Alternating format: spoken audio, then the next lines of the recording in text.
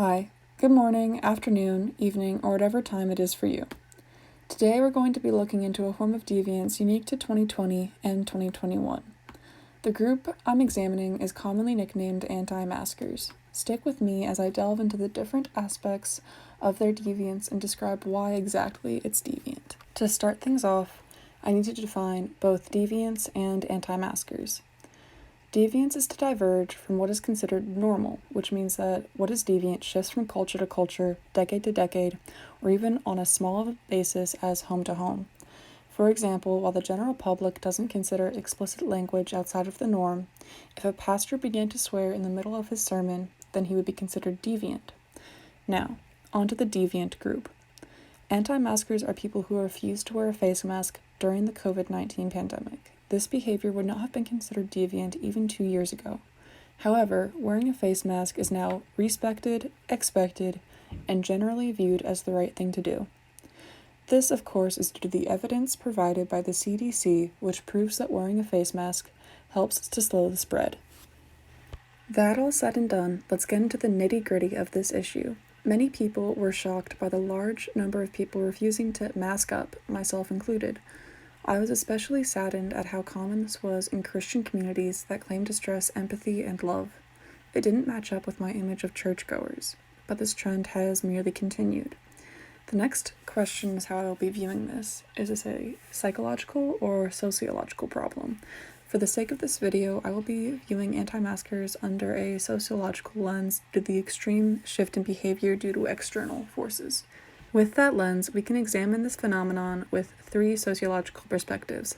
Symbolic, the theory that society is composed of symbols that people use to establish meaning. Conflict, the theory that society is composed of groups that are competing for scarce resources. And functionalist. Society is composed of various parts that each have a function that allows society to function normally. First, let's discuss the symbolic perspective. To anti-maskers, the masks symbolize oppression, censorship, and to some extent government control. However, to pro-maskers, the masks symbolize a way you can help your neighbor, its kindness as simple and as easy as opening a door. The conflict perspective is a bit different. The argument over masking creates a group who views themselves as oppressed, the anti-maskers, and then proceeds to cause tension between pro and anti-maskers while simultaneously raising the tension between opposing parties in the US political system. The last perspective is functionalist. In this perspective, everything has a function, even deviancy. As such, we have to find some way that anti-maskers are functional. The only thing I could easily defend was that having the stubbornness strengthens the bond within a group. But why are anti-maskers so stubborn? Why are they insistent? To understand that, we have to also bring in the Thomas theorem. If a situation is real to someone, it is real in its consequences. Anti-maskers don't view COVID as a threat, and as such, the anger and backlash seems unwarranted and separates them from the rest of society. They don't have a reason to conform because to them, the threat is non-existent. As such, they experience strain and deal with that strain by becoming more and more stubborn, convincing themselves that the reason masks are being taken seriously is due to corruption, engaging in a form of rebellion. All perspectives covered, it's time to talk about sanctions, which are the consequences for behavior, whether positive or negative. Anti-maskers already have to deal with some negative sanctions, including but not limited to judgment from peers, denial of entrance into certain stores and establishments, and an inability to use most public transport. However, it is my personal opinion that there should be more severe, governmentally enforced sanctions to help make it easier for stores to enforce their own masking policies. Not jail time, but a small fine or something of that nature would make not wearing a mask a bigger hassle than wearing one. But if sanctions exist and they are on the receiving end of them, then why are they still so stubborn? The answer brings in the Thomas theorem, again, and techniques of neutralization. Anti-maskers don't view COVID as a threat, and this allows them to use techniques called denial of responsibility, condemning the condemner, and although unintentionally, denial of injury. If COVID isn't dangerous, then they truly believe they're not doing anything wrong by not wearing a mask, and will say as much.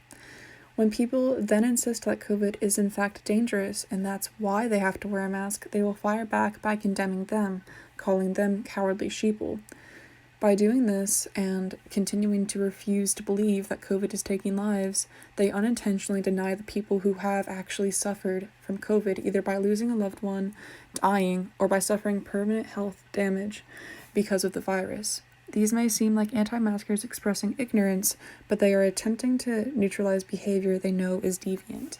This behavior is relative to the time. As previously stated, this deviance is new and would not have been considered deviant even 2 years ago because of the lack of COVID-19. However, that does not make this behavior any less deviant. It still violates new norms and is therefore deviant. Beyond that, this behavior, despite being a new form of it, still causes harm and increases the strain on the rest of society, which is largely why it is considered to be deviant.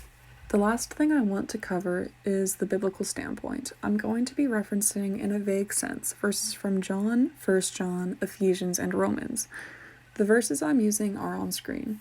The main topics of them are respecting authority and loving others respectively. Some Christians maintain that this is a form of oppression, and that, because of that, God calls them to disobey the mask mandates. This standpoint has several problems, the first of which being that mask wearing is not being used to censor Christians, but to help slow the spread of a virus that holds many unknowns. The second is that these cries of Christian oppression undermine and downplay the cries of Christians who are actually being oppressed for their faith, as is the case in some Islamic countries. The third and final thing is how unsympathetic and hypocritical it makes Christians look. The minor inconvenience of wearing some cloth outweighs someone potentially losing their life, owing thousands in hospital bills, or being permanently disadvantaged. This comes from the same religious group that declares themselves pro-life, and it makes Christians appear hypocritical, unloving, and worst of all, un-Christ-like. Taking everything into account, it's clear that anti-maskers exhibit deviant behavior and do so with stubborn, purposeful, and ignorant intent. It is not God-honoring, and it is not socially acceptable during this pandemic. Thank you for listening or watching. Have an amazing day, and here are my sources.